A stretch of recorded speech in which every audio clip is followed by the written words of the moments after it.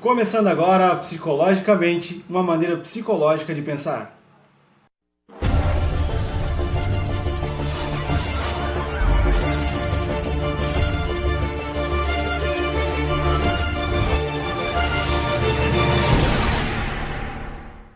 Esse aqui é o nosso primeiro vídeo da série Ansiosamente, falando de ansiedade.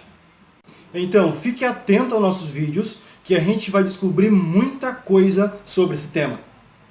Eu sempre posto no status do WhatsApp a seguinte pergunta: o que você faz quando a ansiedade pega você?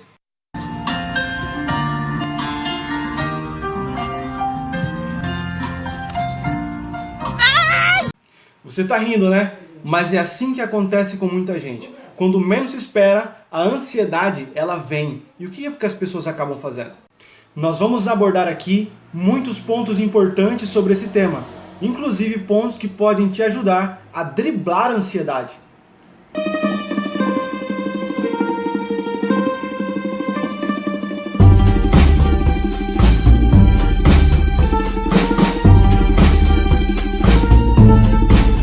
Mas permanece a pergunta: o que eu preciso saber sobre ansiedade? Então, neste vídeo, para começar a nossa série, a gente vai abordar os pontos básicos, algumas questões muito básicas que eu preciso saber antes de me aprofundar no tema, ok? Então, no primeiro vídeo, o que eu preciso saber? E a primeira coisa que você precisa saber é de que a ansiedade, nós podemos distingui-la.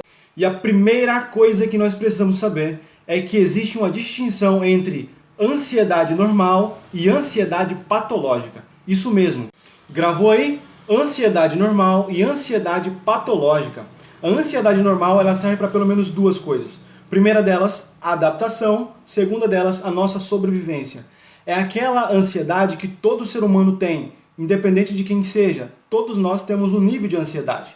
Só que, como eu disse, ansiedade normal. Por exemplo, quando você vai fazer uma prova, você de fato fica ansioso, te dá aquele friozinho na barriga, só que essa ansiedade te ajuda a te preparar para as provas, ok? Então essa ansiedade, ela de fato é algo normal. E quando é que ela passa a ser patológica? Ela passa a ser patológica quando essa ansiedade, ela te provoca um prejuízo emocional muito grande, um prejuízo significativo que nós vamos comentar um pouco mais adiante, beleza? A segunda coisa que nós precisamos saber é de que existe um manual diagnóstico que me ajuda a identificar a ansiedade patológica.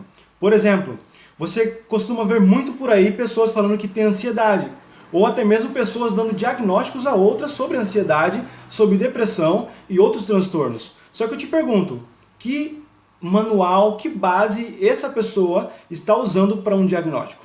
E essa é a segunda coisa que você precisa saber, que os psicólogos se utilizam do chamado DSM-5, Manual Diagnóstico e Estatístico de Transtorno Mental. É através desse manual que eles conseguem um diagnóstico de alguém que está com ansiedade, de alguém que está com depressão, de alguém que está com qualquer outro transtorno. Então tome muito cuidado com os seus diagnósticos. É muito comum ver as pessoas tendo seus próprios diagnósticos. Elas dizem que alguém está com depressão, elas dizem que alguém está com ansiedade, elas dizem também que alguém está com um transtorno de pânico, transtorno de ansiedade generalizada. Só que eu te pergunto, será que essas pessoas sabem que existe o chamado DSM-5 que os psicólogos usam para ter um diagnóstico? Ou seja, tome cuidado com os seus diagnósticos, pois eles podem estar muito errados. Vou explicar melhor para que você entenda bem. Como é que os psicólogos sabem quando alguém está com depressão?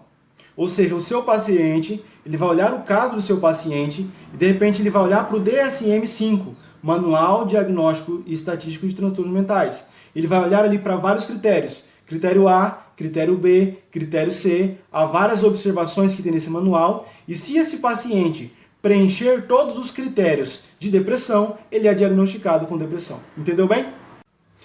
O terceiro ponto que eu preciso entender ao começar a estudar a ansiedade é que ela possui pelo menos dois resultados básicos e fáceis de se identificar: prejuízo emocional significativo e um prejuízo social também significativo.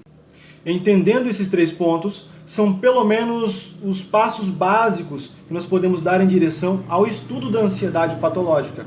Porque sem entender esses pontos, nós podemos dar diagnósticos errados, nós não conseguimos ajudar as pessoas e nem ajudar a si mesmo. Em outras palavras, a gente acaba se dando muito mal.